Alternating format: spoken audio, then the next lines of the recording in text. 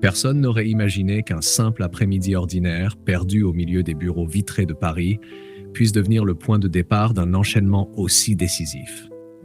Léa Dubois avait 12 ans et se trouvait dans ce gratte-ciel d'affaires sans l'avoir choisi. Elle n'était ni invitée ni attendue. Elle attendait simplement sa mère, Élise Dubois, employée de nettoyage. Ce jour-là, tout avait été bouleversé par un appel de dernière minute. D'ordinaire, Élise travaillait la nuit, quand les étages étaient déserts et que les lumières restaient éteintes derrière les baies vitrées. Mais une urgence imposée par la direction avait changé le planning. Les locaux devaient être prêts en pleine journée pour un événement important prévu tout en haut de la tour. Il n'y avait personne pour garder Léa. Élise n'avait eu d'autre choix que de l'emmener avec elle, en lui demandant de rester discrète et de ne toucher à rien. La fillette s'était installée dans un coin tranquille, consciente qu'elle se trouvait dans un lieu qui n'était pas fait pour elle. Autour d'elle, les derniers étages du bâtiment donnaient une impression de puissance froide. Du verre, de l'acier, des couloirs silencieux interrompus par des allées et venues rapides. L'entreprise occupait plusieurs niveaux, tous reliés par des ascenseurs qui montaient et descendaient sans cesse. Les employés semblaient pressés, concentrés, parfois tendus. Certains parlaient à voix basse, d'autres fixaient leurs écrans avec inquiétude. Des graphiques défilaient, des documents changeaient de main, et chaque minute semblait compter davantage que la précédente. Une visioconférence capitale devait avoir lieu avec des partenaires européens, et l'issue de cette réunion pouvait déterminer l'avenir d'un projet majeur sur lequel l'entreprise misait beaucoup. Au centre de cette agitation, Antoine Lefebvre, le directeur, tentait de garder le contrôle. Il savait que tout reposait sur la précision des échanges. Une mauvaise formulation, une nuance mal comprise et des mois de travail risquaient de s'effondrer. Parmi toutes ces préoccupations, une revenait sans cesse, la traduction. Il avait beau avoir prévu des spécialistes, il redoutait un décalage, une incompréhension subtile capable de compromettre les négociations. Pendant ce temps, Léa observait ce monde d'adultes à distance. Elle ne comprenait pas les enjeux financiers ni les stratégies d'entreprise, mais elle ressentait la tension dans l'air. Elle serrait son sac à dos contre elle comme un point d'ancrage, essayant de se faire oublier. À cet instant, rien ne la distinguait des milliers d'enfants anonymes qui attendaient simplement que le travail d'un parent se termine. Et pourtant, sans que personne ne le sache encore, sa présence silencieuse dans ce gratte-ciel n'était pas totalement insignifiante. Avant de continuer, prenez une seconde pour liker cette histoire et vous abonner. Merci. La présence silencieuse de Léa, presque invisible au milieu de ce monde d'adultes pressés, contrastait avec l'agitation qui gagnait peu à peu les étages supérieurs. Tandis que les équipes se regroupaient dans la grande salle de visioconférence, l'atmosphère devenait plus lourde. Les portes se fermaient, les écrans s'allumaient et chacun prenait place avec le sentiment qu'il n'y aurait pas droit à l'erreur. Léa, restée à l'extérieur de la salle, avait trouvé un siège discret près d'une cloison vitrée. Elle ouvrit son carnet usé, plus par habitude que par réel intérêt, et laissa son regard errer. Des voix filtrèrent à travers les parois. Certaines phrases lui paraissaient familières, d'autres moins, mais une chose attira rapidement son attention, la langue utilisée dans la réunion. Elle la reconnut aussitôt, sans même y réfléchir. Cette langue faisait partie de son quotidien depuis toujours. Sa grand-mère la parlait à la maison, naturellement, sans leçon ni exercice.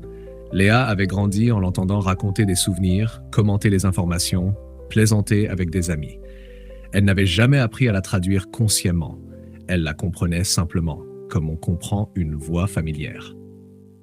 À l'intérieur de la salle, la réunion avançait difficilement. Les spécialistes tentaient d'assurer la traduction en temps réel, mais les phrases devenaient longues, complexes, chargées de nuances techniques.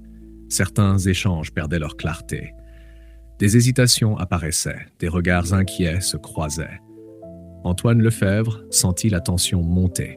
Il comprit que quelque chose n'allait pas, sans pouvoir immédiatement l'identifier.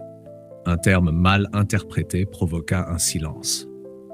Une phrase essentielle venait d'être traduite de manière imprécise, modifiant subtilement le sens d'un engagement clé. Les partenaires européens réagirent avec prudence, posant des questions de plus en plus ciblées. Les traducteurs tentaient de rattraper la situation, mais plus ils parlaient, plus la confusion semblait s'installer. À l'extérieur, Léa se figea. Ce qu'elle venait d'entendre ne correspondait pas au sens réel des mots prononcés. Elle fronça légèrement les sourcils, surprise.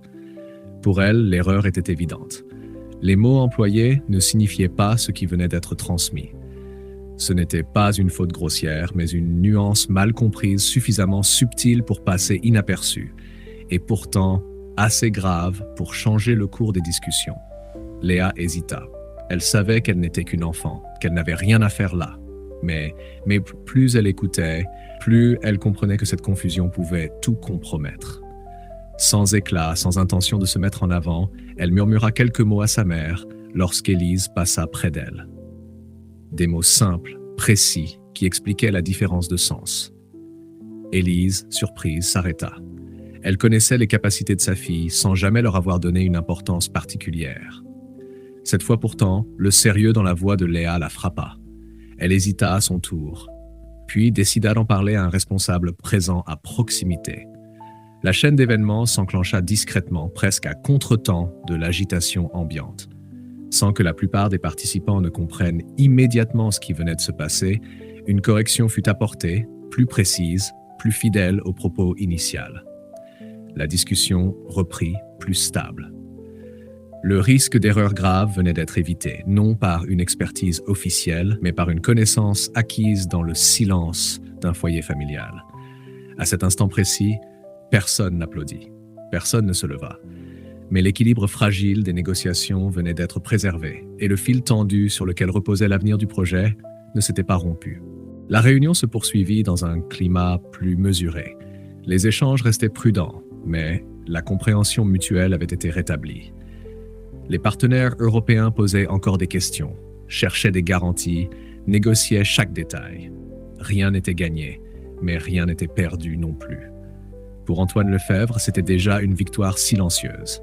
Il savait que sans cette correction discrète, la discussion aurait pu s'effondrer sur un malentendu irréversible. Lorsque les écrans s'éteignirent et que les participants quittèrent la salle, il n'y eut ni applaudissements ni soulagement visible. Les employés reprirent leur dossier, comme si cette réunion n'avait été qu'une tâche parmi d'autres. Pourtant, Antoine resta quelques instants immobile, pensif. Ce qui venait de se produire l'avait profondément marqué. Il comprenait désormais que le bon fonctionnement de l'entreprise ne reposait pas uniquement sur les cadres, les experts ou les titres affichés sur les portes des bureaux. Il fit le lien entre cette correction décisive et la présence d'Élise Dubois, qu'il croisait depuis des années sans vraiment la voir. Une employée de nettoyage, toujours discrète, toujours efficace, considérée comme secondaire dans l'organigramme. Et pourtant, sans elle, sa fille n'aurait jamais été là. Sans cette enfant silencieuse, une erreur grave aurait pu passer inaperçue. Cette prise de conscience l'obligea à reconsidérer ce qu'il appelait jusque-là l'essentiel. Dans les semaines qui suivirent, les conditions de travail d'Élise changèrent. Son rôle fut reconnu, son planning amélioré, et le respect qu'on lui témoignait désormais n'était plus seulement formel. Ce n'était pas une récompense spectaculaire, mais une justice tardive. Élise continua son travail avec la même rigueur, mais avec le sentiment nouveau d'exister pleinement dans cet espace où elle avait longtemps été invisible. Léa, de son côté, retourna à sa vie d'écolière. Les cours, les devoirs, les amitiés reprirent leur place. Rien, en apparence, ne distinguait son quotidien de celui des autres enfants. Pourtant, quelque chose avait changé. Ce qui avait été jusque-là une connaissance intuitive, presque accidentelle, devint une capacité à cultiver.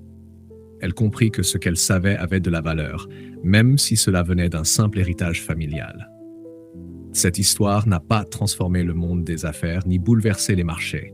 Elle n'a pas fait les gros titres, mais elle a changé des trajectoires humaines.